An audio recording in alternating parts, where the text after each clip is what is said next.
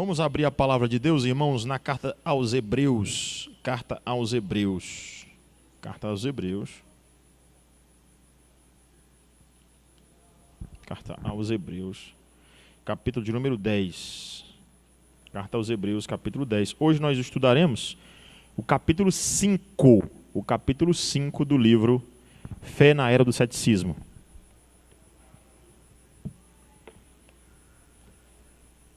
Hoje nós trabalharemos esse capítulo.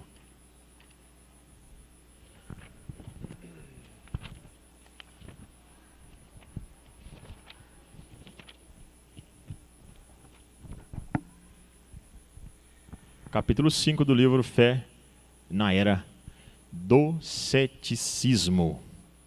E capítulo 10 de Hebreus, a partir do verso 26. Hebreus 10, a partir do verso 26.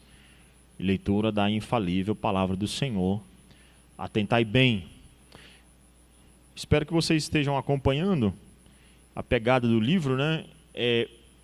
Falar de fé cristã, porque a nossa fé de religiosidade, numa época em que as pessoas não gostam muito de religião, né? Porque elas acham que a religião atrapalha muito a vida, traz divisões, traz brigas, guerras. Como falar do evangelho para uma pessoa assim, né? Como dizer que a minha religião, o cristianismo, é a religião verdadeira em meio a tantas outras que também dizem: eu sou a verdadeira, eu estou com a verdade, os outros estão mentindo, né? Obviamente que a igreja presbiteriana, irmãos, ela não arroga para si o título de a única igreja verdadeira. Não existe isso na igreja presbiteriana, tá bom? A igreja presbiteriana, ela considera que ela é uma das comunidades cristãs que existem no mundo. Ela é uma das comunidades cristãs. Ela faz parte daquele povo que é chamado de povo de Deus, espalhado por toda a face da terra. Obviamente, nós não professamos, não defendemos essa ideia de que nós somos os únicos verdadeiros, tá bom? Até porque isso seria insano, isso seria absurdamente antibíblico, tá bom? Vamos então ler o texto da infalível palavra de Deus, que diz assim, Hebreus 10, de 26 a 31, na verdade. Diz assim: porque se vivermos deliberadamente em pecado, depois de termos recebido o pleno conhecimento da verdade, já não resta sacrifícios pelos pecados. Pelo contrário, certa expectação horrível de juízo e fogo vingador, prestes a consumir os adversários. Sem misericórdia, morre pelo depoimento de 2 ou 3 testemunhas quem tiver rejeitado a lei de Moisés. De quanto mais severo o castigo julgais vós, será considerado digno aquele que calcou aos pés o Filho de Deus e profanou o sangue da aliança com o qual foi santificado e ultrajou o Espírito da graça. Ora, nós conhecemos aquele que diz: a mim pertence a vingança, eu retribuirei. E outra vez o Senhor julga o seu povo. Horrível coisa é cair nas mãos do Deus vivo. Amém. Vamos orar mais uma vez. Senhor Deus, obrigado pelo teu cuidado, obrigado pela tua palavra, Senhor, obrigado pela tua compaixão, teu favor sempre estendido a nós. Obrigado pelo privilégio que o Senhor nos dá, ó Pai, de abrirmos a tua palavra e daqui nós tirarmos lições que nós acreditamos serem absurdamente necessárias, porque são preciosas, são a palavra de Deus para nós. Toma-nos em tuas mãos, ensina-nos, usa-me como instrumento para isso aqui nessa manhã, por amor do teu próprio nome, Senhor. Rogo isso em nome de Jesus, teu Filho amado. Amém. Então, irmãos, nesse instante, abra o livro, também no capítulo... Você que trouxe... Você tem livro aí? Quem tem livro aí? Muito bem, excelente. Então vamos abrir aí no capítulo 5. Como pode um Deus de amor mandar alguém para o inferno?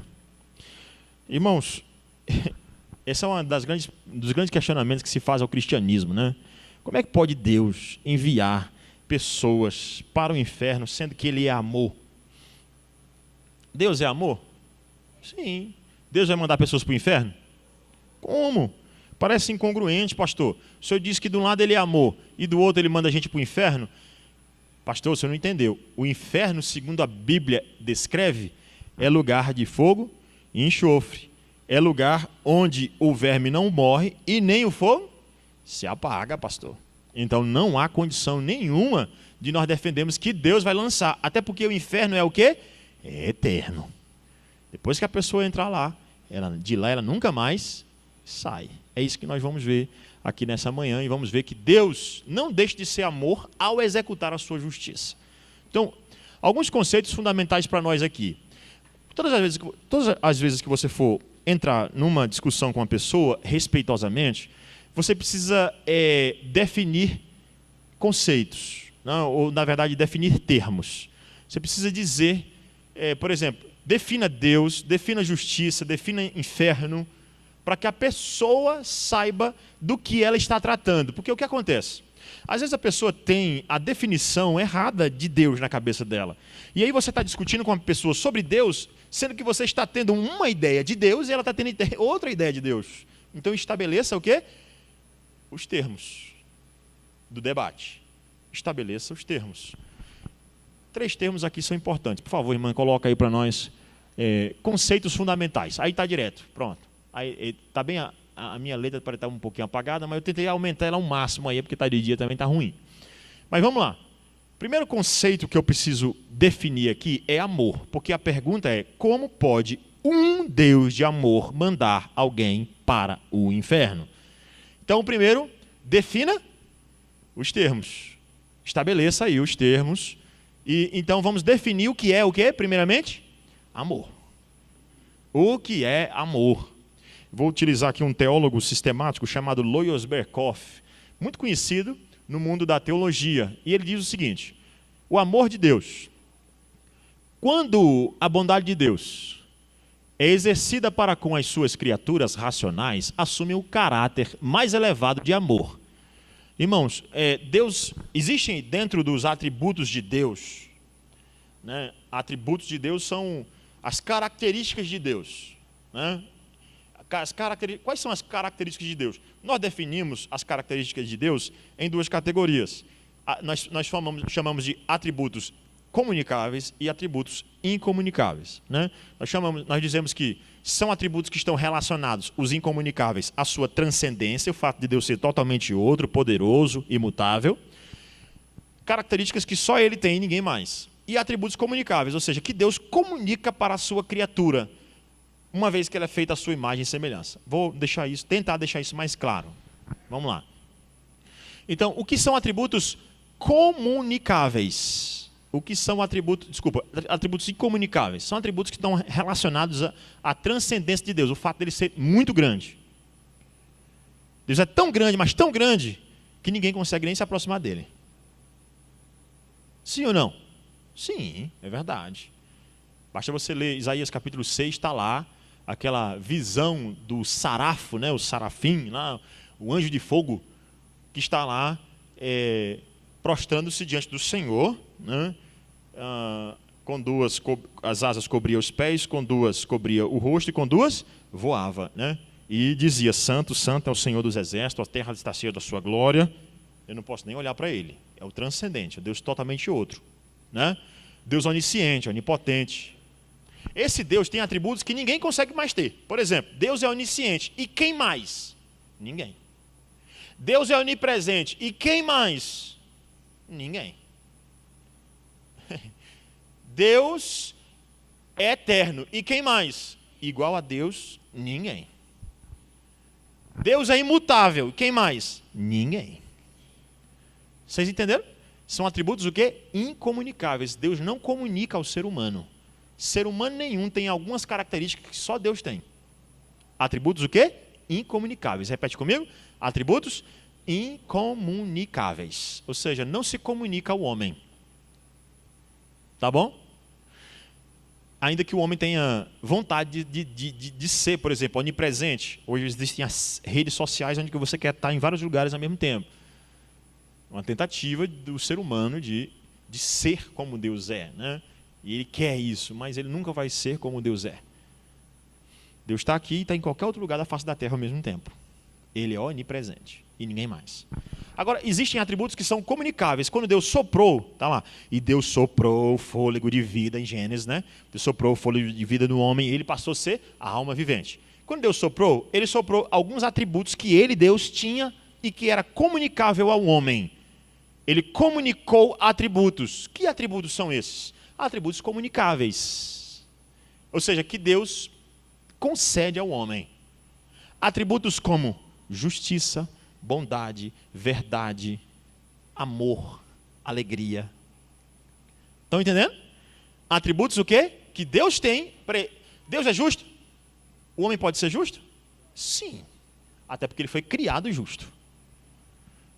Ele não foi criado onipotente, mas foi criado justo. Não foi criado imutável, tanto que mudou. Foi criado bom, mudou para o mal. Não é? Ele não era imutável. Agora, outro atributo, um atributo que eu quero ressaltar aqui, ou dois deles, é o atributo do amor e da justiça. E esse atributo do amor está dentro de um atributo de Deus maior, que é chamado bondade. Porque Deus é bom, ele é misericordioso. Porque Deus é bom, ele é amoroso. Entenderam? Porque Deus é bom, ele é compassivo. Tudo está dentro da bondade de Deus. Então vamos lá. Deus é amor? Sim. Deus é amor. E amou o mundo? Com certeza. Então vamos lá. Quando a bondade de Deus é exercitada para com as suas criaturas racionais, assume um caráter mais elevado de amor. Ou seja, Deus é tão bom que ele expressa isso no seu amor. Mas Deus prova o seu amor para conosco pelo fato de ter Cristo morrido por nós, sendo nós ainda pecadores. Entenderam? Vocês estão entendendo aí direitinho? O atributo do amor, tá? O atributo do amor. E mais, ele diz, e ainda se pode distinguir este amor de acordo com os objetos aos quais se limita. Vou fazer uma pergunta. Deus ama quem? Deus ama tudo e todos? Deus ama a todos? Sim, Deus ama a todo ser humano. Todo ser humano da face da terra Deus ama. Pode ser crente, descrente, pode ser ladrão, malfeitor. Deus ama? Ama. Por ser a sua o quê? Por ser suas criaturas. Irmão, prepara o microfone que nós vamos já passar aí uma série de versículos. E os irmãos precisam ser bom de versículo de Bíblia para poder abrir rápido, tá? Fazer uma leitura bem rápida de alguns versículos aqui. Então Deus, ele ama a todos. Dependendo do objeto, você pode dizer que Deus ama a todos, com certeza. O ser humano é o objeto do amor de Deus, todo ser humano. Porque a imagem e semelhança de Deus, Deus ama a sua imagem. Por exemplo, se você maltratar um ser humano, Deus vai punir você. Por quê? Porque você está maltratando aquilo que ele ama, que é a sua imagem e semelhança. Agora, com amor sacrificial, não. Deus não ama a todos. Deus não morreu por todos. Deus não mandou o seu filho para morrer por todos. Ele mandou para morrer por todo que nele crê. Não pereça, mas tenha vida eterna. E quem é que crê? Fé é dom de Deus. Está lá, né? Em Efésios 2:8. Pela graça sois salvos mediante a fé. Isso não é você que produz, é dom de Deus. Então Deus morreu, ou Deus mandou o seu filho para morrer por todo o que nele crê. Então Deus ama a todos? No sentido geral, Deus ama a todos. No sentido sacrificial, ele ama os seus filhos. Por quem ele mandou o seu filho para morrer. Cristo veio para morrer por todos? Não, porque se Cristo tivesse morrido por todos, não, exatamente. Não precisava do sacrifício. Então, lembra lá do ponto do calvinismo? Expiação limitada. Expiação limitada. O que é expiação? É você pagar. Você já ouviu falar aquela história do bode expiatório? Não já? Fulano de tal está procurando um bode expiatório. Ele está procurando alguém para pagar no lugar dele. Não é isso? Que é o nosso ditado? Isso é baseado em quê? Baseado na expiação de Cristo. Cristo é o bode que expiou os nossos pecados. Ele é o cordeiro que deu, né, a sua vida por nós. Ele é tanto o cordeiro quanto o bode, tá, irmão? Porque o bode e o cordeiro apontavam para ele. Ainda que, por exemplo, os adventistas acreditam que o bode de Azazel, aquele que se botava lá, quem já leu Levítico, né? 16, o bode de Azazel está lá, onde se botava a mão na cabeça do bode de Azazel e soltava ele no deserto. Aí os adventistas vão dizer que aquele bode é o diabo. Não, irmãos. O diabo não tira o pecado de ninguém. O bode é Cristo também. Aquele que é perdido no deserto, deu um fim nos nossos pecados. Deu um fim nos nossos pecados. De uma vez por todas. Tá bom? Então Deus amou sacrificialmente o seu povo. Então ele diz aqui ainda, ó, em distinção da bondade de Deus em geral, o seu amor pode ser definido como é? Vamos lá, vamos para a definição, a boa definição do amor de Deus? Vamos lá? A perfeição de Deus, pela qual ele é o quê? Movido eternamente à sua própria comunicação. Então Deus, ele é movido por ele mesmo, para ele mesmo. Pastor, vamos explicar isso na Bíblia, né, pastor? Pelo amor de Deus, pastor, porque agora vamos abrir deixa marcado lá em Hebreus, tá? Sempre eu faço isso, leio o texto onde nós vamos basear nossos principais argumentos no final. É isso que eu faço, né? A exposição, como é à noite. Êxodo já começa falando do texto até o final, que é um estudo bíblico, então você precisa entender isso, para não pensar assim, o pastor leu o texto, só no final. Não, é porque é um estudo, é o meu argumento principal, está aí dentro. Então, Ezequiel 36. Ezequiel 36.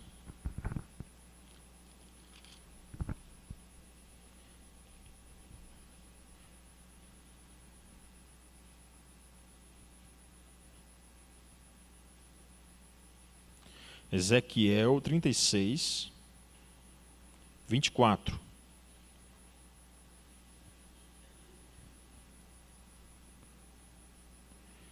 Alguém está com o microfone aí? Fala aí para nós.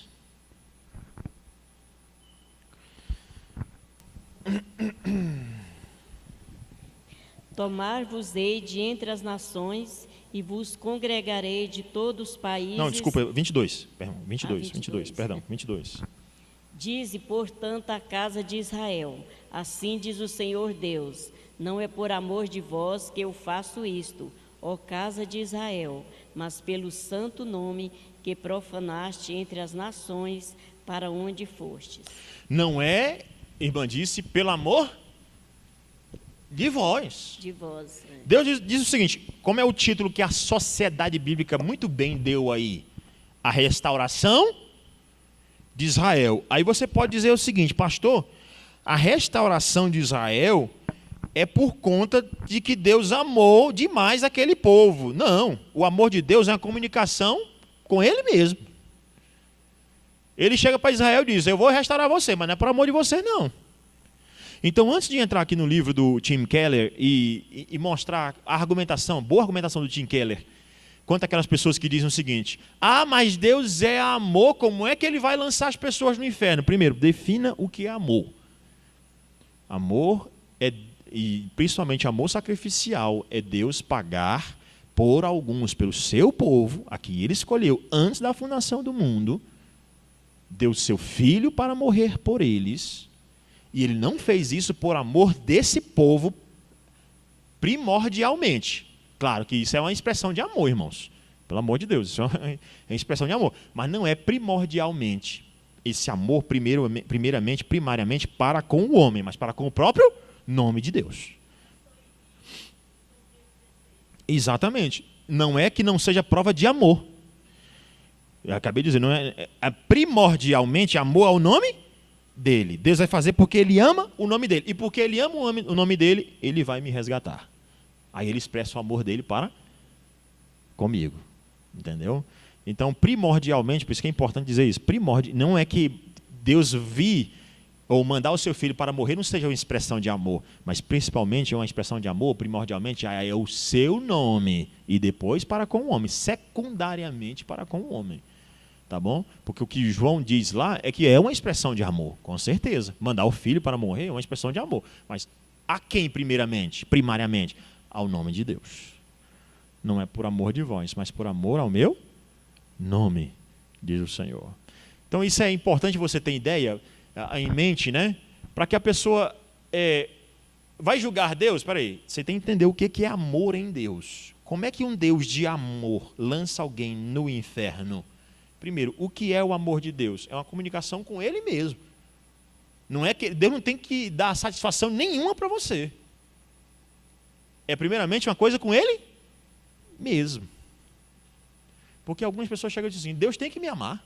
Senão Ele não é Deus. Quem disse? Quem disse? Que conceito de Deus? Onde foi que você tirou esse conceito de Deus? Vamos continuar. Pode pular aí, irmã. Pula para o próximo aí. Esse aqui. Alguém abre em João 16, 27. Outra pessoa abre em Romanos 5, 8. E outra abre em 1 de João 3, 1. Diz assim, olha. Eu vou primeiro ler aqui, continuar lendo nosso conceito.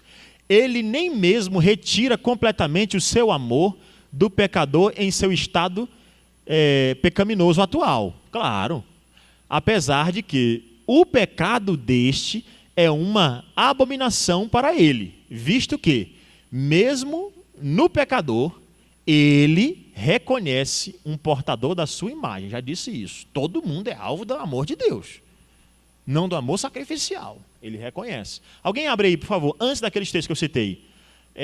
Mateus 5,44. Mateus 5,44. Quem achar, levanta a mão aí e brada para nós. Quem achar, Mateus 5,44. Mateus 5,44.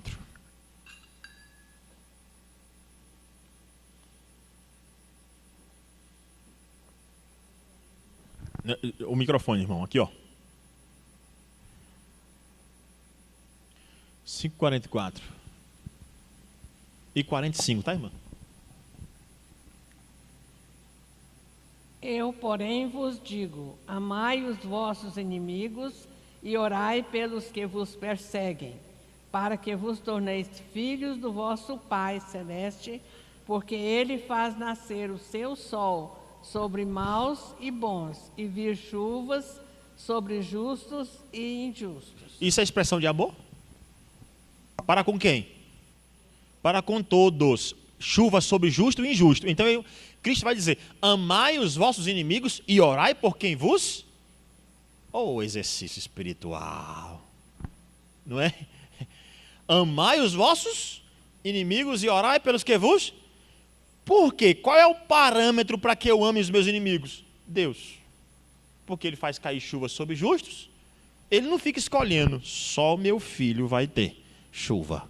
Em alguns momentos da história ele fez isso e vai fazer no final dos tempos. Por exemplo, na praga das trevas. Lembra que tinha treva em todo o Egito, só em Gósen não tinha, porque lá tinha luz. Deus fez separação nítida. Mas, de maneira geral, Deus faz o quê? Cai chuva sobre justos e injustos. Um dia Ele vai fazer separação entre o joio e o trigo novamente. Sim, não tenho dúvida. As bênçãos espirituais são só para os crentes. Bênçãos espirituais, a iluminação da vida eterna, só crente tem. Com certeza. O ímpio não tem essa, irmão. Mas eu quero dizer que Deus demonstra seu amor para com quem? Todos. Não amor sacrificial. Não amor de deixar a luz só em Israel. Só Israel tem a luz, que a gente chama de revelação especial. Né? Tem a revelação geral para todos. O amor de Deus é geral para todos, mas especial para os seus filhos.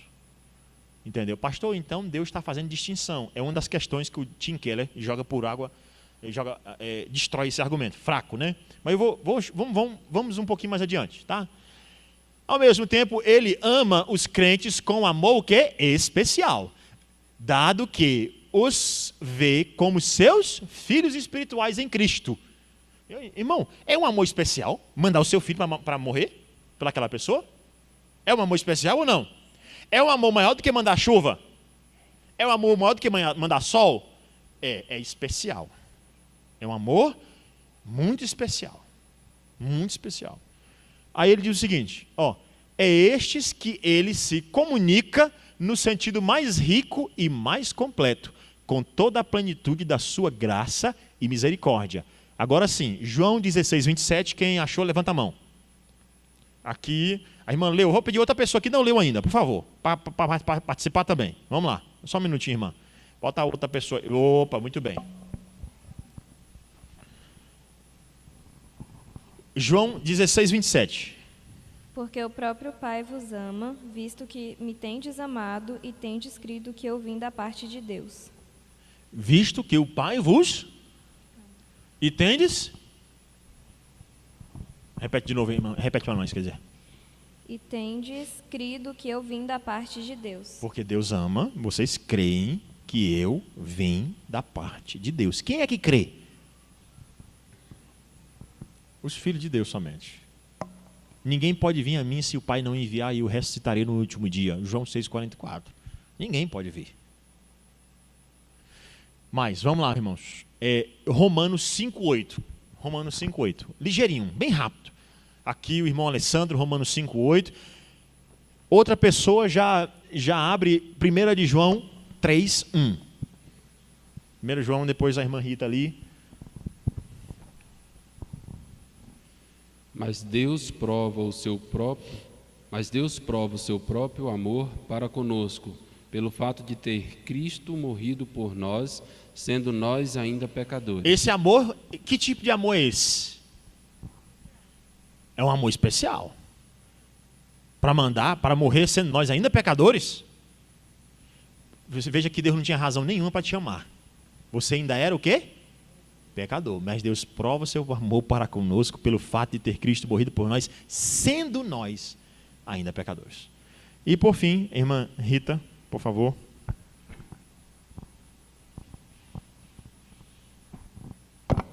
Vede que grande amor nos tem concedido o Pai, a ponto de sermos chamados filhos de Deus, e de fato somos filhos de Deus. Por essa razão, o mundo não nos conhece, porquanto não o conheceu a Ele mesmo. Todo mundo é criatura de Deus. Mas filho de Deus, no sentido estrito da palavra, só os filhos de Deus mesmo, só os eleitos. Os eleitos de Deus são filhos de Deus. Então, perceba com que grande amor Deus vos amou. É especial ou não é? Vocês estão entendendo? Sim ou não? Então, defina amor. Pastor, se eu te falar de amor geral, Deus ama a todos. Se eu falar de amor sacrificial, Deus ama quem? Os seus escolhidos, os seus filhos. Que Ele deu o seu filho para morrer. Segundo conceito importante, vamos correr aqui. Segundo conceito, conceito de justiça. O que é justiça? De vez em quando a pessoa diz o seguinte: pastor, Deus não pode mandar ninguém para o inferno porque Ele é muito injusto. Como é que Deus é amor e Ele é justo? Primeiro, nós já vimos que amor de Deus é uma coisa com Ele mesmo, a priori. Ele com Ele mesmo. Não é por amor de vós, Israel, mas por amor ao meu nome que eu faço isso. Eu não tenho que prestar contas para vocês, não. Entenderam? Eu não preciso prestar contas para vocês. Eu amo quem eu quiser. Ou não?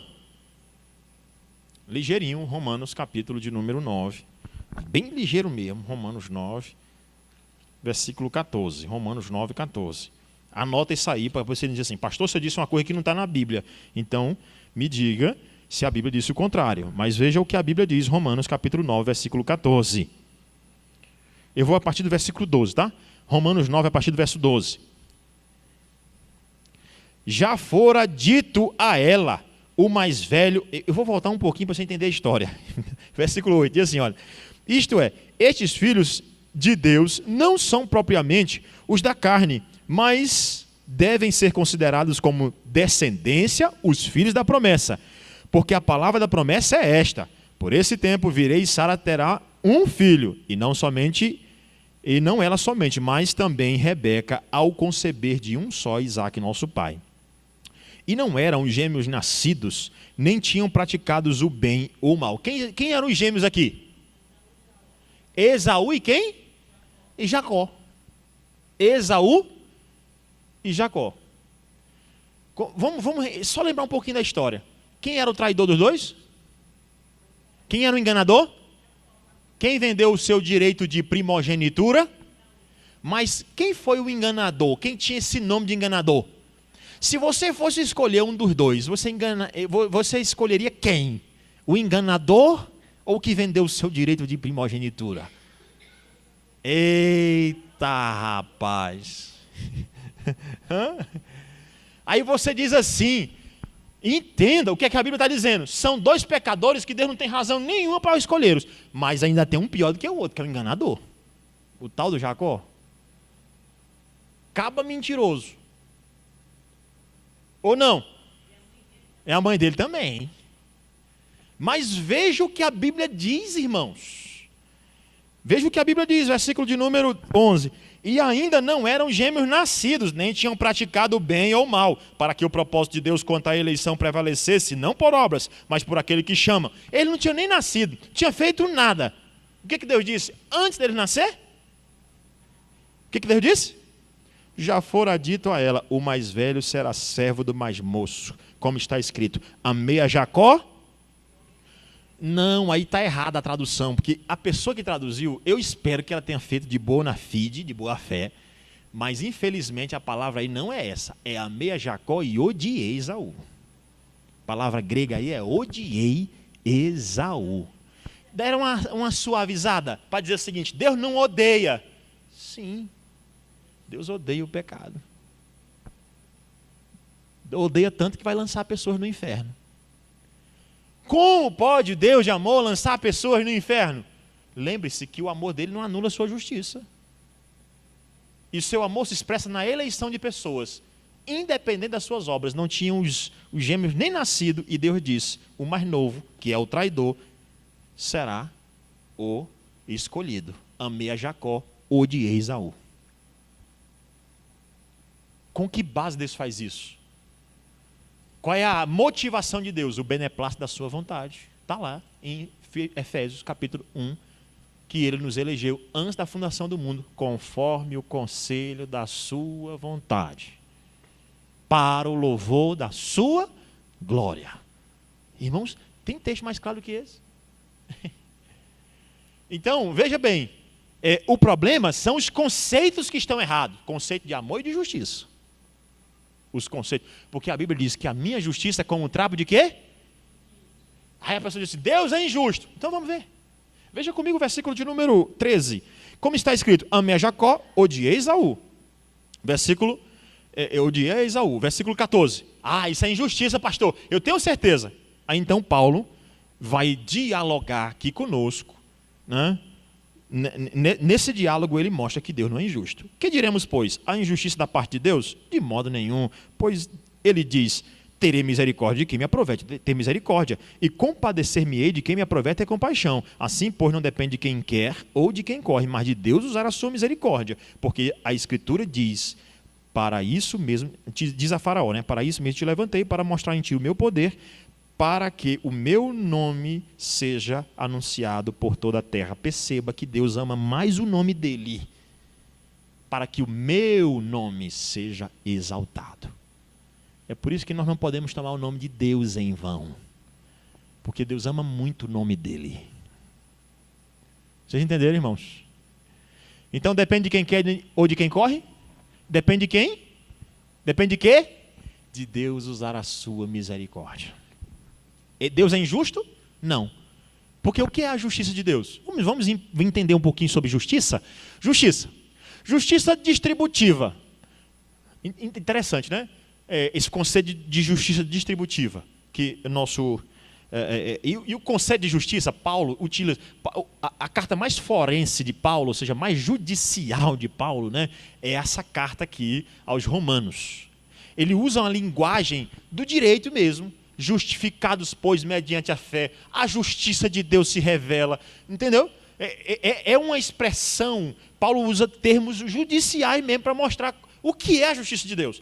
Os teólogos tiram aí a ideia de justiça distributiva de Deus. Deus distribui sua justiça, ou Deus executa a sua justiça, e a sua justiça se manifesta da seguinte maneira. Primeiro, nós podemos falar de justiça, justiça remunerativa. Deus é justo. O que isso quer dizer? Que Deus remunera. Faça o bem e ele vai o quê? Remunerá-lo pelo bem.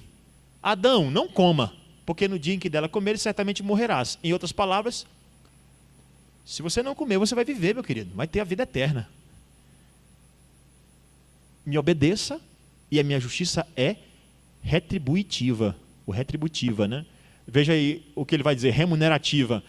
que se manifesta na distribuição de recompensas. Deuteronômio 7:9, alguém abre aí ligeirinho. Pessoa muito boa de Bíblias, por favor, e o irmão bom de microfone ali, levar o microfone. Deuteronômio capítulo 7, versículo 9, 12 e 13. E outra pessoa já abre em Miqueias 7:20. Miqueias 7:20. E outra já abre em Salmos 58:11. Então, 3 textos, Deuteronômio 7:9 primeiro, 7, 9, 12 e 13. Quem encontrar agora, qualquer pessoa que a gente encontrar, levanta a mão. Já encontrou aqui.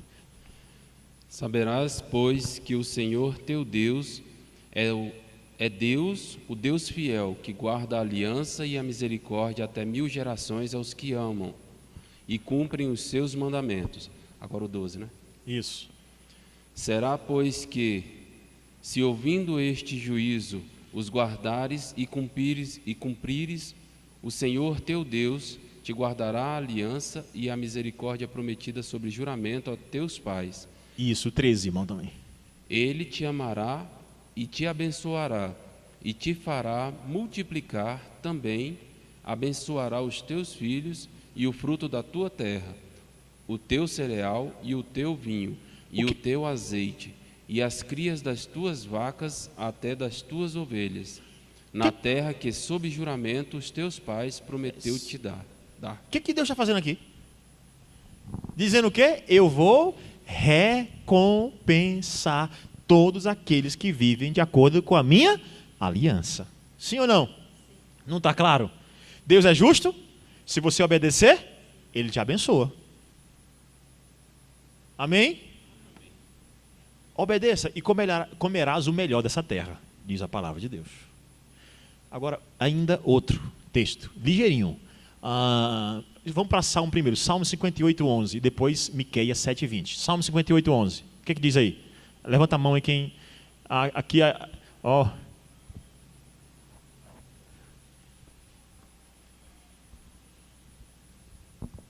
Miqueias 7:20, depois. Salmo 58:11. Então se dirá, na verdade, há recompensa, mas o justo há um Deus, com efeito que julga a terra.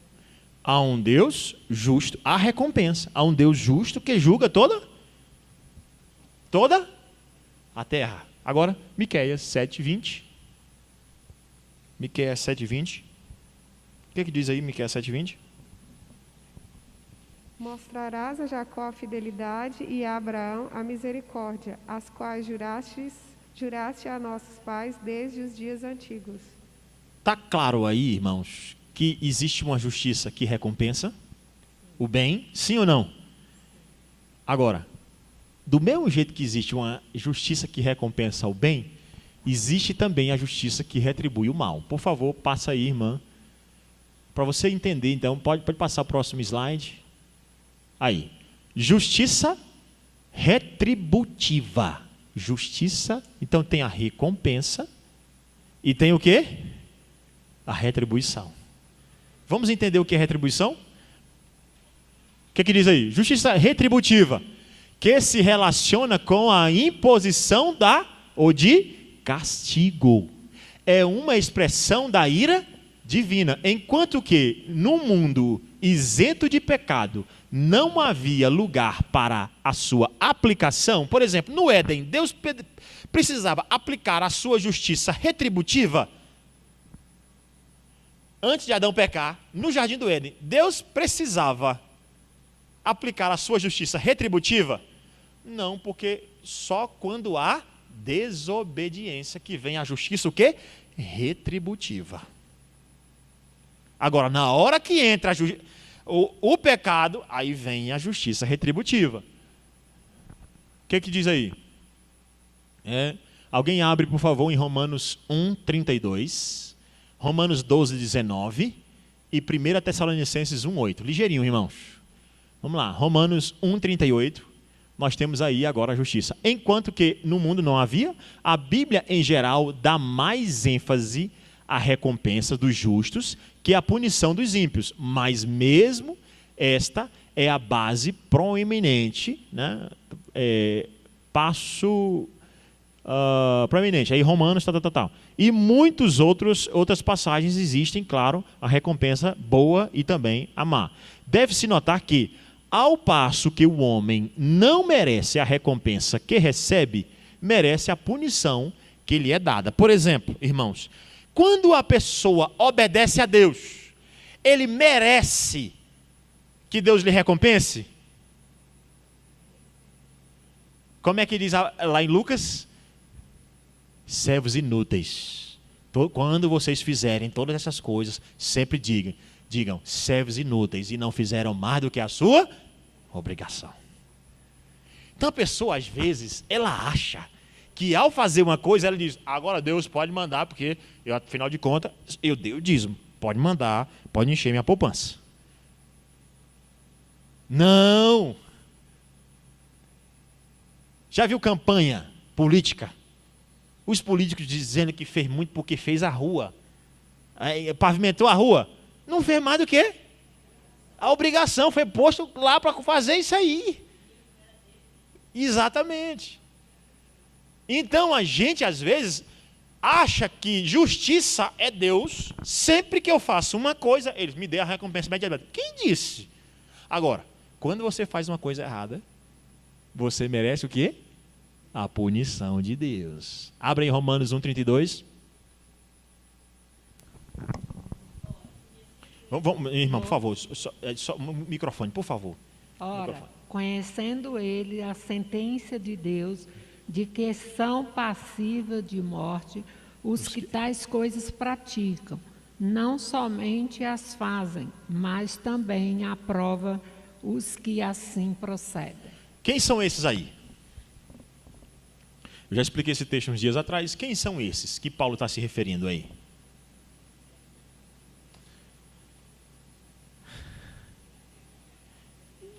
Certo, mas quem são os que praticam os pecados que Paulo está se referindo aí? Gentios. Os gentios são indesculpáveis por quê, irmã? Marlene, leia novamente, irmã. São indesculpáveis? Ora, conhecendo eles a sentença de Deus, de que são passíveis de morte os que tais coisas praticam, não somente as fazem, mas também aprovam os que assim os gentios, procedem. Eles fazem e ainda aprovam. Deus vai retribuí-los? Com certeza. Porque o ato deles injusto produz justiça retributiva de Deus. Entenderam, irmãos? Sim ou não? Então, eu vou pular esses de Romanos aqui, vou logo para Lucas 17:10, por favor. Lucas 17:10. Lucas 17:10 e 1 Coríntios 4:7. 1 Coríntios 4:7. 1 Coríntios 4:7. Irmãos, vão anotando esses textos aí, porque isso aí são importantíssimos para você tratar com qualquer pessoa sobre esses assuntos, tá? Então, vai aí.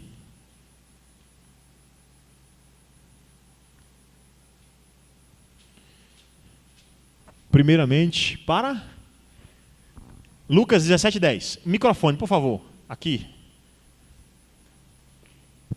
Só para o pessoal de casa poder acompanhar, fica melhor para os irmãos de casa poderem acompanhar.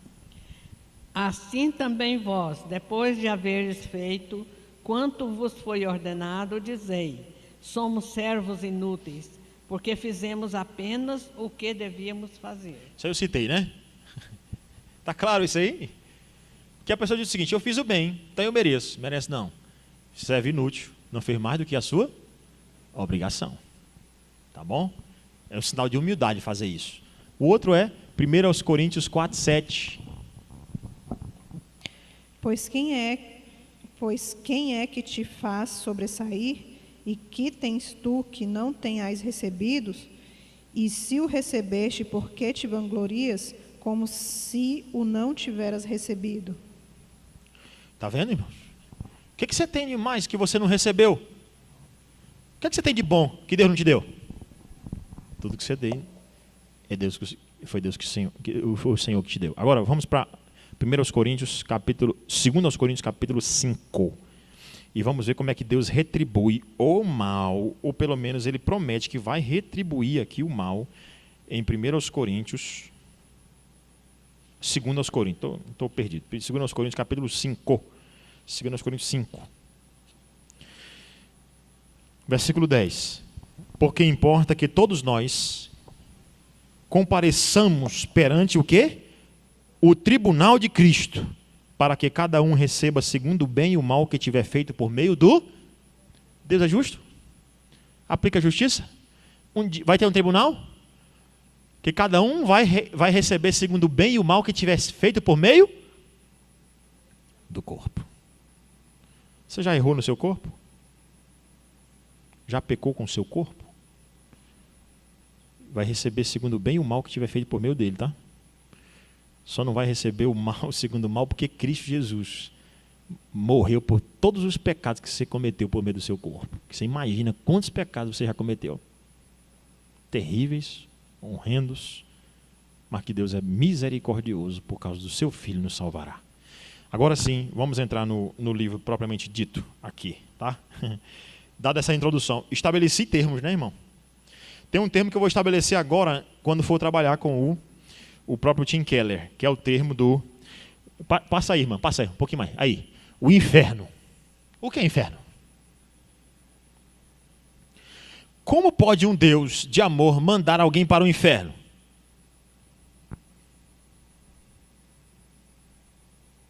Hein?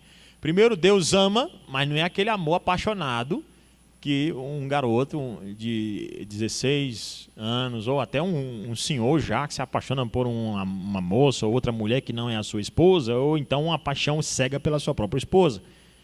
O amor de Deus é baseado no amor pela sua justiça.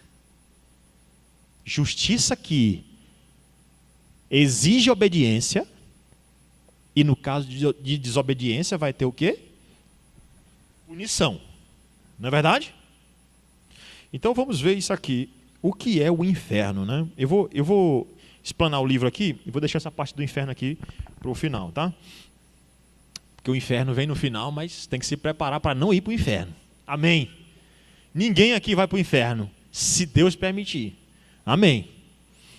Tem alguém querendo ir para o inferno? Não, né? Pelo amor de Deus.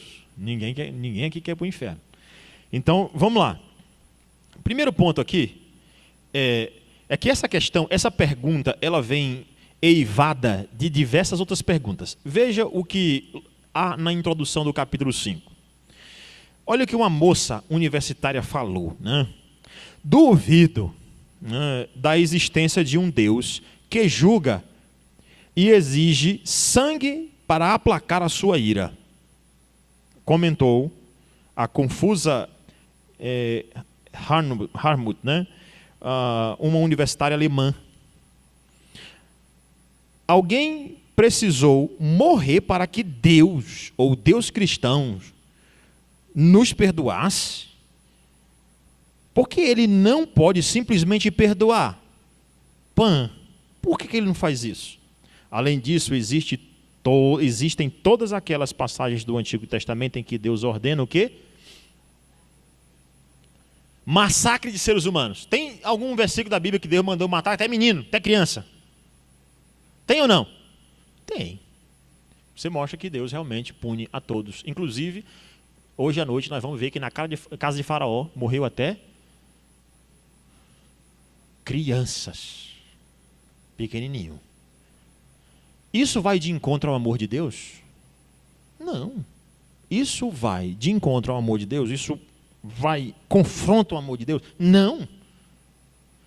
Porque o amor de Deus não anula a sua justiça. Então a universitária, né, chegou lá, né, a alemã aí, chegou e disse o seguinte: rapaz, não pode. Por que Deus simplesmente não perdoa a pessoa e pronto? Por que, irmãos? Eu lhe pergunto, por que Deus não poderia simplesmente ter dito assim: a partir de agora não tem mais condenação? Alguns pontos que o livro levanta aqui. Primeiro, né, alguns pontos aqui que ele levanta que eu acho que são interessantes. O primeiro deles, aqui só um minutinho.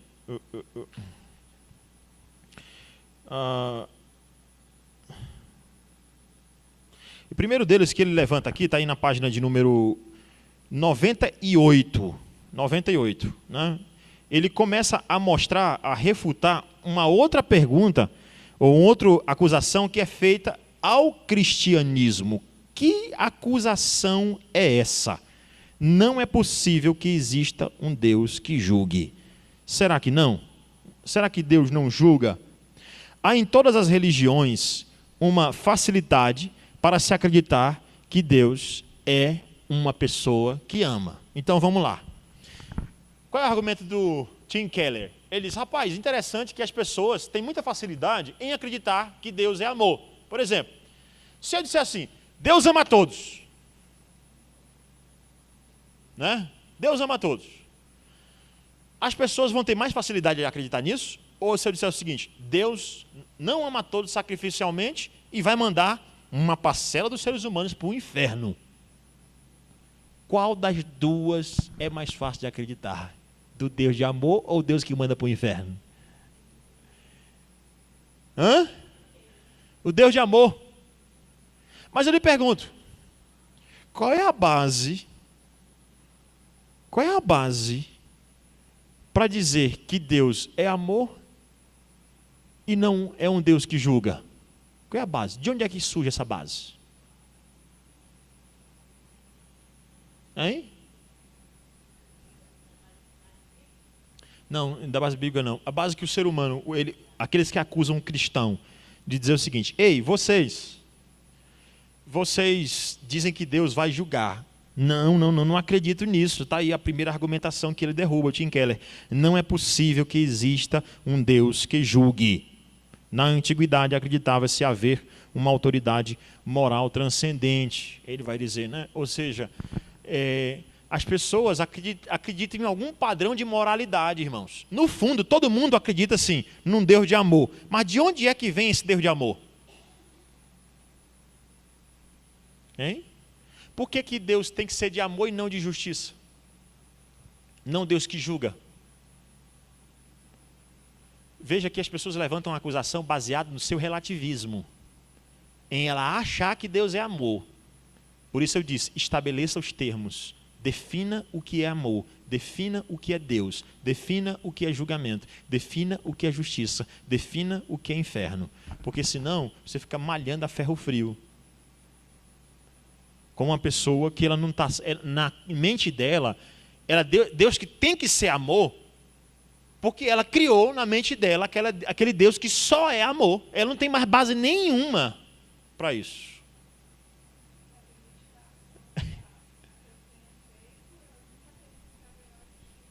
Nunca.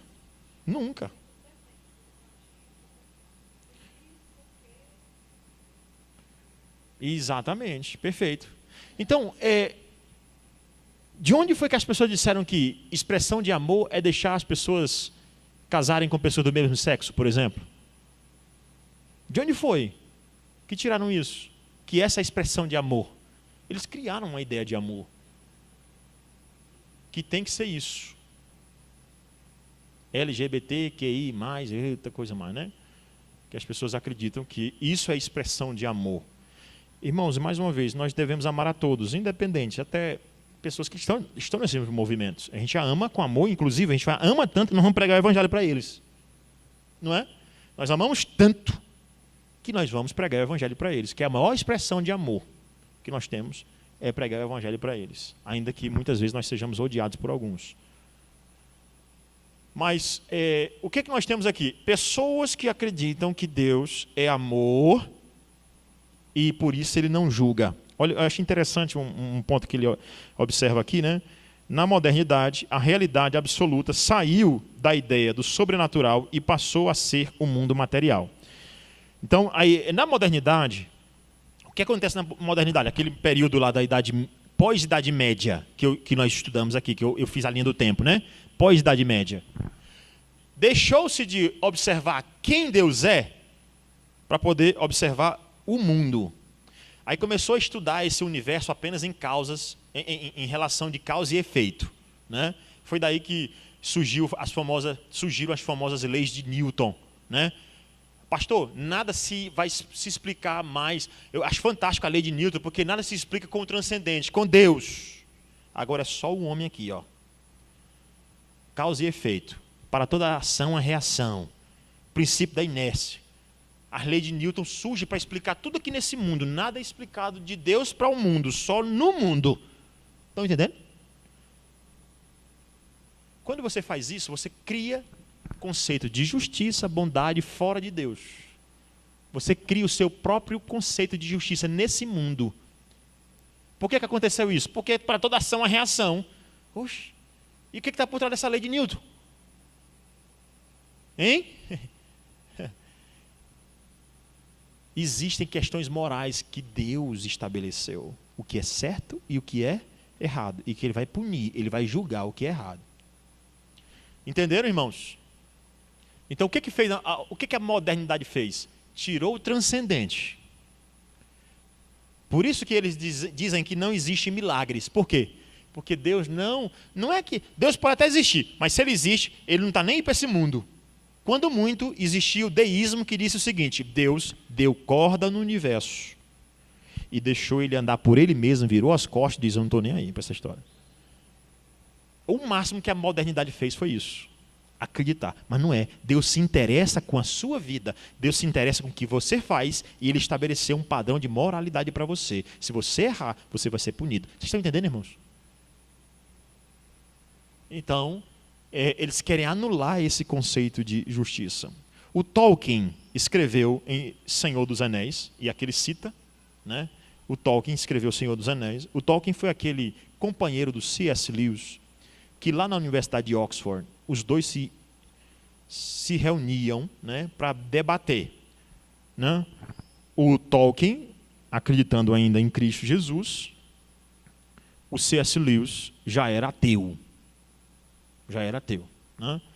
E aí, em Senhor dos Anéis, o Tolkien escreveu o Senhor dos Anéis sobre a consequência da busca do poder e do controle em lugar da sabedoria e da alegria, né? E da alegre fruição da dádiva da criação de Deus, ou dádiva criada pelo próprio Deus, né?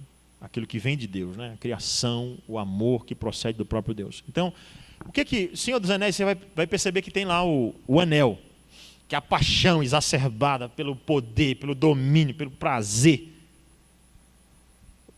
superando os valores morais. Os valores que Deus estabeleceu. Aqui é o mundo que nós vivemos. Cada um quer o seu prazer. Aí eu pergunto, vai ter uma hora que Deus vai punir? Então o que o mundo faz para que não haja essa hora? Fez o que Nietzsche fez. Deus não existe. Deus não existe. Porque se Deus existir, Ele vai punir. É por isso que pessoas que se desviam da igreja, qual é a primeira atitude delas? Qual é a primeira atitude dessas pessoas? Pastor, isso é história de dizer que Deus vai punir. O senhor está inventando. Deus não vai punir ninguém, Deus é amor. Que conceito de amor é esse? De onde foi que você tirou? Do seu próprio coração? E por que eu tenho que acreditar mais no seu coração do que na palavra de Deus? Eu prefiro ficar com a palavra de Deus do que no seu coração. É por isso que... um microfone aqui para a irmã Tina, por favor. É por isso que o mundo faz isso direto. Esquece, Deus não vai punir ninguém. É só história. É mentira do cristianismo. Deus é amor, Deus é bondade. Deus não vai fazer isso com ninguém. Vai sim lançar pessoas no inferno. Então, o ataque ao cristianismo é: vocês dizem que Deus é amor e julga? Sim, porque uma coisa não anula a outra. E mais, né? Até nesse mundo caído tem senso de punição. Por exemplo, quando alguém mata o outro, esse será o quê? Punido. É natural o senso de punição, porque a lei de Deus está gravada no coração. Diga, irmã. A própria punição de Deus, ela revela o amor de Deus. Por exemplo, quando a gente lê que o pai, não é, corrige o filho a quem ama e Deus corrige a nós a quem Ele ama, essa justiça, essa punição faz com que a gente acorde e volte para os seus caminhos. Então, a punição é um ato de amor. Perfeitamente, irmão. E aí o Keller também diz assim, ora, se não é muitas vezes por amor que a gente pune, né? Como a irmã falou. Ora, se não é por muitas vezes que a gente julga, por amor. Ora, se alguém fizer mal para o seu filho, não é com amor pelo seu filho que você vai querer, por exemplo, a punição de alguém? Sim ou não? Então o senso de justiça está aí. Então é loucura dizer que Deus, por amar, Ele não julga. É porque Ele ama que Ele julga. Aí é o segundo ponto que ele derruba, né? Um Deus que julga não pode ser o Deus de amor. Sim, é o Deus que julga, que é o Deus de amor. Alguém abre no Salmo 145, verso 16 e o verso 20. Salmo 46, 146, verso 17 e verso 20. Né?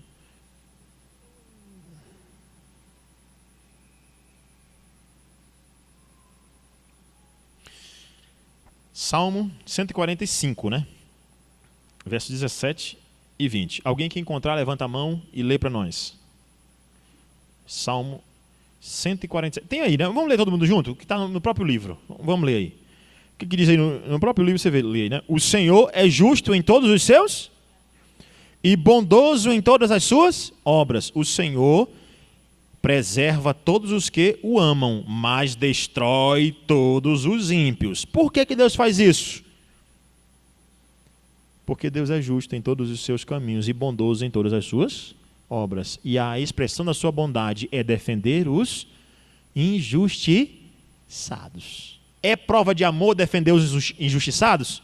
Agora, para defender o injustiçado, tem que punir os injustos. Para defender o injustiçado, tem que punir o injusto. Como é que você vai defender o injustiçado sem punir o injusto, irmãos? Não existe isso. Você está vendo que é um absurdo que querem defender? Que está cada vez uma prática comum no nosso país, onde, por exemplo, o indivíduo faz tudo que não presta e ainda assim não é punido. Isso é ou não uma realidade no nosso país? E as pessoas querem que... não, mas é porque Deus é um Deus de amor. Não, Deus é um Deus de amor. Não vamos fazer isso. Deus é um Deus de amor. Mas Deus é um Deus justo.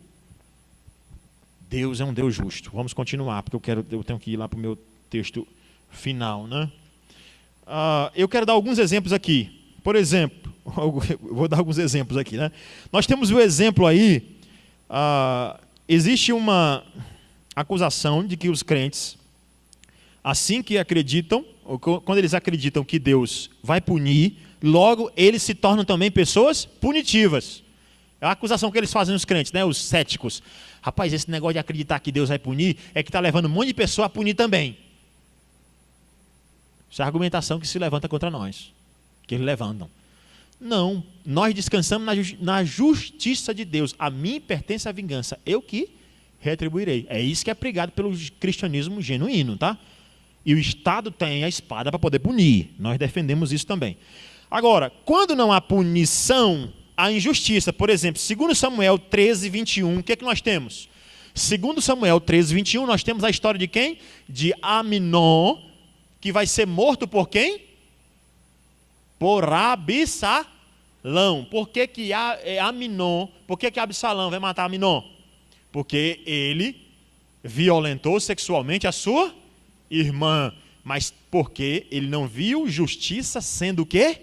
Feita. Ou seja, irmãos, quando não há justiça, isso gera senso de impunidade, e aí isso não desculpa o erro, mas pessoas vão querer fazer justiça com as suas próprias mãos. Então, irmão, quando a pessoa tem o seu filho que morreu lá injustamente, o que ela vai falar na televisão? Eu só quero o quê? Justiça, porque todo mundo tem um senso de justiça no coração, porque amor não anula a justiça. É por amor que eu quero justiça. Vocês entenderam? Sim ou não? Sim. Por favor, isso aqui é o bíblico, você precisa entender. Então, agora, eu dei um exemplo de que você não pode fazer justiça com as próprias mãos. Alguém aqui fez. Mas eu dei um exemplo de alguém que foi lá e fez pela injustiça que não foi, ou a justiça que não foi executada. Mas vou dar um exemplo. Por exemplo, está lá de 1 Samuel 24:1. Davi tem oportunidade de matar quem? Davi tem a oportunidade de matar quem? Saul, e não mata. Ele podia fazer justiça com as próprias, mas ele esperou justiça de quem? De Deus. Julgue, Deus, entre mim e ti. Tá bom, irmãos? Para que ninguém saia aqui fazendo justiça com a própria mão. Com as próprias mãos. Karl Marx, né? Do marxismo, ele chega a asseverar o seguinte. Ele chamou a religião de o ópio do povo, mas a descrença em um Deus de justiça pode levar à crueldade ainda maior, diz o Tim Keller. Irmãos, o que Marx quis dizer quando disse que a religião é o ópio do povo? Ele disse, rapaz, sabe qual é o problema do povo? É que fica acreditando em religião. Karl Marx, ele acreditava que tudo, foi ele que criou aquelas duas atmosferas, aquelas duas camadas sociais, né, na mente dele, né, a burguesia e o proletariado. A burguesia, os ricos, e o proletariado, os pobres. O proletariado, a classe que trabalha. A burguesia, dono dos meios de produção. Lembra disso, né? Karl Marx. Todo mundo que estuda Karl Marx. Mas sabe que Karl Marx era anti-Deus, anti-Bíblia. Ele não gostava de Deus. Por quê? Ele dizia o seguinte, a religião é o ópio do povo. Você sabe por que o povo está trabalhando? Porque a religião... Sabe por que o povo está aceitando isso? Essa carga de trabalho pesada? Porque a religião fica dizendo que um dia Deus fará a justiça. Vai não, você tem que fazer justiça. Aí ele então pregou o quê? Uma revolução. Revolução do proletariado. Se lembra? A revolução do proletariado. Nós vamos quebrar tudo, as fábricas e tudo, e nós vamos mostrar que nós temos. O povo é que tem a força. Irmãos, isso aí está errado. Pelo amor de Deus. Eu não estou dizendo que a injustiça causada pela massa da burguesia estava certa. Não, porque eles vão pagar diante de Deus por oprimir o pobre. Pode ter certeza. Pode ter certeza, porque isso é injustiça. Mas veja bem, a religiosidade não é o ópio do povo. Pelo contrário, nós cremos. Você crê na justiça de Deus, que um dia vai se manifestar? Deus vai lançar pessoas no inferno com razão, irmãos.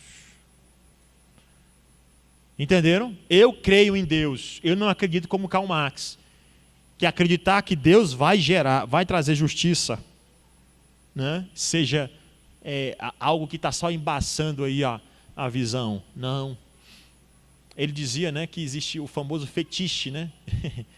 Que tudo que está na televisão, né? Está lá, quando o trabalhador passa o dia todo em casa, fora de casa trabalhando, quando ele chega em casa, está lá toda a propaganda, todo o jornal, toda a televisão dizendo o seguinte, viagem, bota filme. Ele acredita que aquilo ele chamou de fetiche, né? Que era para atrair as pessoas para trabalhar, para continuar trabalhando. Irmão, não é isso. O trabalho dignifica um homem, obviamente. Mas se alguém é injusto com o nosso trabalho, Deus vai punir essas pessoas, porque Deus é o quê? Justo. Não pense que eles vão passar. Não pense que esse absurdo que nós pagamos de imposto, se Deus não tiver misericórdia, Ele vai matar esse pessoal todo que Ele vai destruir todos aqueles que são injustos conosco. Todos aqueles que são injustos conosco, Deus irá destruir e lançará no inferno. Todos os que são injustos, Deus fará justiça. Amém? Você crê nisso? Sim ou não? O 3 aí, ele diz, olha, um Deus de amor não permitiria a existência do inferno. Um Deus de amor não permitiria a existência do inferno. Verdade, irmãos? Verdadeiro ou falso? Por quê? Porque para Deus manifestar sua justiça, irmão, Ele tem que punir o erro mesmo. Deus é tão justo que Ele tem que punir o erro. E vamos lá. O que é inferno mesmo? O que é inferno? O estado no qual continuarão a sua existência os ímpios. Todo ser humano é eterno? Sim ou não? A partir de agora, sim. A partir do momento que você foi criado, não tem mais um fim para você.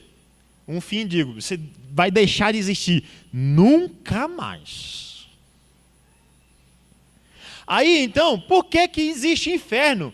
Se Deus é amor. Antes de entrar aí, de responder essa pergunta aí no final, abra, por favor. Abra, por favor, em Apocalipse 20:10. Alguém abre Apocalipse 20:10 aí, por favor.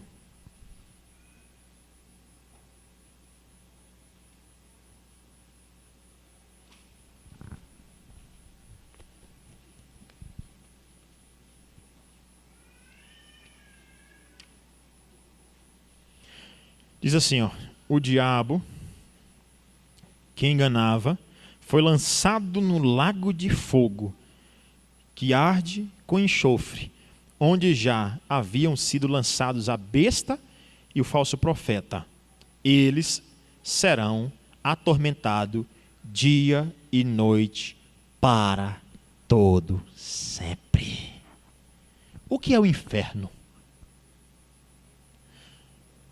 É o que, irmã? A eternidade. Muito bem. O inferno, irmãos, não é um lugar, já disse para vocês, não é somente um lugar. Existe um lugar chamado inferno. Mas o inferno não é somente um lugar. A essência do inferno é a punição de Deus. Bota isso na sua cabeça. A punição de Deus, a essência do inferno é a punição. Então, Deus vai lançar algumas pessoas numa situação, e já lançou, na verdade, quando você nasceu no inferno. Todo mundo quando nasceu com um carimbo assim na testa, ó. Inferno, inferno, inferno. Estou aí ilustrando, tá? Inferno, inferno, inferno, inferno, inferno.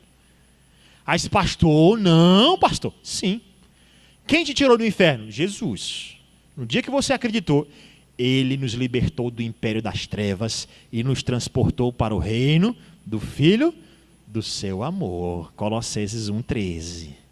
Não é? Ele nos libertou do império das trevas e nos transportou para o reino do Filho do seu amor, no qual temos a redenção, a remissão dos pecados. Entenderam, irmãos?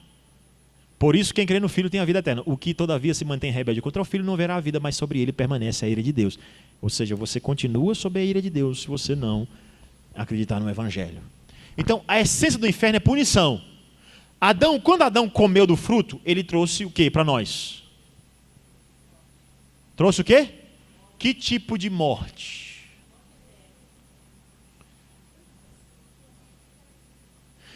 Vamos lá, preste atenção. Que tipo de morte Adão trouxe para nós? Morte física, muito bem, Tina. Morte espiritual e morte eterna. Repete comigo. Morte física, morte espiritual e morte eterna. Qual é a prova disso? Morte física. O que é morte física? A separação do corpo da alma. Morte espiritual? Separação de Deus com o homem. Separação do homem. E o eterno é o quê? A morte espiritual, irmão, é que você não consegue mais adorar a Deus. Ele não te aceita mais perto dele. E a morte eterna é a eterna separação do homem de Deus. Deus lançar você distante dele em amor. O inferno é um lugar em que Deus estará lá eternamente. Como? Em justiça, sem amor. Deus manifestará apenas o seu atributo da sua justiça. Então Deus será amor ainda? Sim. Só que não no inferno. Ele manifestará apenas o seu atributo. O que é isso? Está aqui, Apocalipse, acabei de ler. O lago de fogo, em que a pessoa será atormentada o quê? Eternamente. Então a pessoa vai estar lá no inferno e vai dizer o seguinte: para, 1 minuto. Não. O tormento será o quê? Eterno. Não para. não tem uma respirada assim para poder dizer assim, ó, e é o tormento, irmão, daquelas trevas que nós vimos no último sermão, em Êxodo. Deus vai atormentar as pessoas. Vai ser o tormento espiritual. E a pessoa que não tem paz. Sabe aquela noite de insônia? É uma eternidade de insônia. É uma eternidade de tormento. Isso é a essência do inferno. Mas o que mais é o inferno? Apocalipse 20, 13 e 15. O mar entregou os mortos que nele havia. E a morte, e o que mais? A morte e o... Não, Apocalipse, vamos lá, todo mundo, Apocalipse 20. Eu estou lendo aqui numa versão diferente, tá? Vou botar na nossa, que é para você não ter a sombra de dúvida. Apocalipse 20, versículo de número 13. Todo mundo junto? 1, 2, 3 e... Deu o mar os mortos que nele estavam, a morte e além entregaram os mortos que neles haviam, e foram jogados um por um, segundo as suas obras. Deus é justo? Vai jogar segundo o quê? Então a morte e o inferno foram lançados para dentro do lago de fogo. Esta é a segunda morte, o lago de fogo. E se alguém não foi achado inscrito no livro da vida, esse foi lançado para dentro do lago de fogo. Aqui é o que a Bíblia chama de quê? Inferno. Por que Deus vai fazer isso? Agora abre lá em Hebreus. Eu quero finalizar bem rápido, meu tempo já esgotou. Hebreus. Eu vou explanar esse texto aqui na próxima aula, tá, irmãos? Não deu tempo a gente finalizar. Hebreus capítulo de número 10, versículo de número 26, diz o seguinte: porque se vivermos deliberadamente em pecado, pastor, não, Deus é amor, vai lançar todo mundo no inferno. Ou, desculpa, todo mundo no céu. Todo mundo vai para o céu. Não, irmãos, aquele que pecar vai para onde? Por quê? Porque se viverdes deliberadamente em pecado, depois de termos recebido o pleno conhecimento da verdade, já não resta sacrifício pelos... Sabe o que está acontecendo aqui, irmãos? No período em que o autor aos Hebreus escreveu, tinha muita gente apostatando. Sabe o que é apostasia? Negar a fé. Pessoas que voltaram ao pecado. De vez por outra a gente vê que diz o seguinte: não, pastor, era protestante, evangélico, voltou ao catolicismo. Muito cuidado, viu, irmãos? Existe o pecado da o quê? Apostasia. Esse não tem perdão, viu? Basta você ler Hebreus capítulo 6. Tem perdão não. É o pecado da apostasia. Uma vez que você confiou em Cristo somente para a sua salvação, e depois você acreditou de novo em santos, em imagens, você acreditou de novo naquilo, o preço é o inferno. O próprio nome missa quer dizer sacrifício, tá? Eu vou dar uma interrompida aqui uns dias nesse livro para falar sobre isso, sobre o pecado da apostasia, de pessoas que negam a fé depois que asseveraram diante de Deus, diante dos homens, estão voltando a crer em adoração de santos, imagem, rezando a Maria. Tem isso? Ou não? Isso é um perigo, irmãos. Olha o que ele diz aqui, ó. Olha o que ele diz: porque se viver deliberadamente no pecado, depois de termos recebido a pleno conhecimento da verdade, já não resta sacrifício pelos pecados. Pelo contrário, certa expectação horrível de juízo e o quê? Fogo vingador. Prestes ao quê? A consumir quem? Os adversários. Sem, vamos lá? Misericórdia. Vamos ler, ó. Se os seres humanos, se na lei aqui, lei civil, né? Está presente no Antigo Testamento. Leia o versículo de número 28. Sem misericórdia morre pelo depoimento de 2 ou 3 testemunhas quem tiver rejeitado a lei de Moisés, de quanto mais severo castigo julgais vós, será considerado digno aquele que calcou aos pés o Filho de Deus e profanou o sangue da aliança com o qual foi santificado e ultrajou o Espírito da graça. Ora, nós conhecemos aquele que diz. O que ele diz? Vamos lá, finalizar aí. A mim pertence a vingança, eu é que retribuirei. E outra vez, o Senhor julgará o povo. Horrível coisa é cair nas mãos do Deus vivo. Esse aqui é o Deus da Bíblia, nunca se confunda. O Deus da Bíblia é aquele que diz, horrível coisa é cair nas mãos do Deus vivo. Para quem acha que o Deus da Bíblia é só amor, ele é amor sim, mas ele é justo que ele diz, horrível coisa é cair nas mãos do Deus vivo. Próxima aula, então, nós vamos ver essa parte aqui. O estado no qual continuarão a sua existência. Olha o argumento. Você é eterno? Sim ou não? Sim ou não? Quem viver segundo Cristo vai viver eternamente no céu. Mas quem não viver segundo Cristo, já que é eterno, tem que ir para algum lugar, né, irmãos? Porque algumas pessoas ficam dizendo o seguinte, não, inferno não existe, então me diga para onde vão aquelas pessoas que não seguiram Cristo. Sabe que tem uma heresia, e alguns adventistas defendem isso também, né? A heresia do aniquilacionismo. Já ouviram falar nisso? Sim ou não? Aniquilacionismo é aquelas pessoas que acreditam que alguns que não vão para o céu, não é que não vão para o inferno, vão ser aniquilados. Vão deixar de existir. Próxima aula a gente fala sobre isso.